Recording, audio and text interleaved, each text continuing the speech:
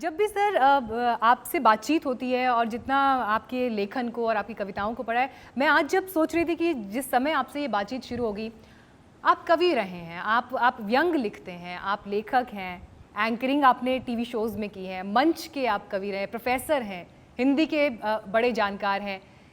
इन सब रूपों से अलग आप अपने आप को सबसे ज़्यादा क्या मानते हैं? सबसे बड़ा मुद्दा तो ये है कि आप कहीं ये रहा हूँ वो रहा हूँ, अभी तो मैं घर में रहा हूँ और घर में रह के आपके सामने आ रहा हूँ। ये सबसे बड़ी उपलब्धि मुझे लग रही है। और इस प्रकार आप ई साहित्य को रेखांकित कर रही हैं और ऊ कोरोना हमारे सामने से गुजर रहा है। अब जी, लॉकडाउन का जो ये समय रहा सर, आपकी कलम से कुछ निकला है इस दौरान? क्योंकि हमने देखा है कि लोग अलग अलग तरीक़ों से अपने विचार ज़ाहिर कर रहे हैं, अपने दर्द को साझा कर रहे हैं। इस दौरान क्या नया आपने लिखा, क्या रचा? ये तो हर दिन चूँकि दिल दिमाग की चक्की मेरी यूँ तो चलती रहती है, आटा कहाँ चला जाता है ये मुझको मालूम नहीं। हर समय चिंतन मंथन चलता है और इस समय हम पहले से ज़्यादा व्यस्त हैं। व्हाट्सएप वाटिका में कितने कितने पुष्प खिलते हैं, कितने सारे ग्रुप हैं जो आत्मानंद के लिए, कभी कभी सेवा के लिए भी लग जाते हैं। एक ग्रुप है जो रोटियां और फल भेज रहा है लोगों के पास। और मेरा जो अध्यापक है मीनाक्षी, वो तो इस बात को पाके खुश है, जैसे वो झूम बराबर झूम शराबी खुश हुआ करता था, ऐसे ही मैं जूम बराबर जूम किताबी हो गया। किताबों की पृष्ठभूमि आपने बना रखी है।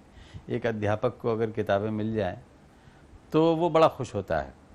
और फिर तरह तरह के संवाद होते हैं जूम के माध्यम से, या गूगल टॉक पे भी होता है, गूगल मीट पर भी होता है।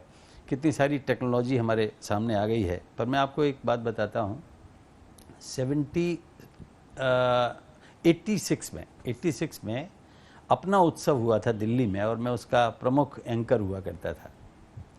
और जगह जगह पे मंच बने हुए थे दिल्ली में, और क्रोमा टेक्निक आई थी। तब कोई नहीं जानता था कि क्रोमा के माध्यम से आप कहीं से कहीं पहुंच सकते हैं। अपने घर से मैं इस समय ई साहित्य के मंच पे पहुंच गया हूं। तो मैं अगर मोहल्ला मंच नजफगढ़ से कोई उद्घोषणा कर रहा हूं और अगली उद्घोषणा मुझे लाल किले पे करनी है, तो क्रोमा बदल गया, पीछे का लाल किला आ गया।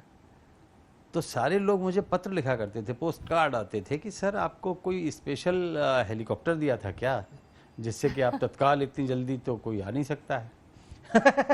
तो ये अविश्वसनीय तकनीक थी। अब तो सारे बच्चे जानते हैं, उनके मोबाइल में भी जूम लाने की के अलावा क्रोमा करने की टेक्निक भी हैं। आप ग्रीन बैकग्राउंड करके और बच्चे कहीं भी खींच लेते हैं अपना फ़ोटो।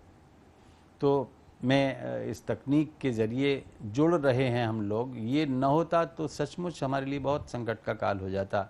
लॉकडाउन में हम मिल नहीं रहे हैं, वर्चुअली तो मिल रहे हैं, वैसे नहीं मिल रहे हैं। बिल्कुल। तो कवि दनादन लिख रहे हैं मीनाक्षी, और यूट्यूब पे, या यूट्यूब नहीं है उनका, यू टायर हो गया अब तो, क्योंकि हर कोई शायर हो गया है। हर कोई लाइव आना चाहता है और फिर चाहता है कि सब उसको देखें, सुने इसकी बात को। कोई भी कलाकार हो, वो इस समय अभिव्यक्ति की सारी सुविधाएं प्राप्त करने के बाद टेक्नोलॉजी के सहारे संप्रेषण को संभव बना रहा है। हम जिनको कहते हैं कोरोना वॉरियर्स, कोरोना के सेनानी, उनमें हमें तकनीकी विशेषज्ञों को भी इसमें शरीक करना चाहिए, क्योंकि वो भी लगे हुए हैं दिन रात और संवाद को संभव बनाने के लिए सक्रिय हैं। इसी के रहते हम सारी कलाओं से रूबरू हो रहे हैं मीनाक्षी।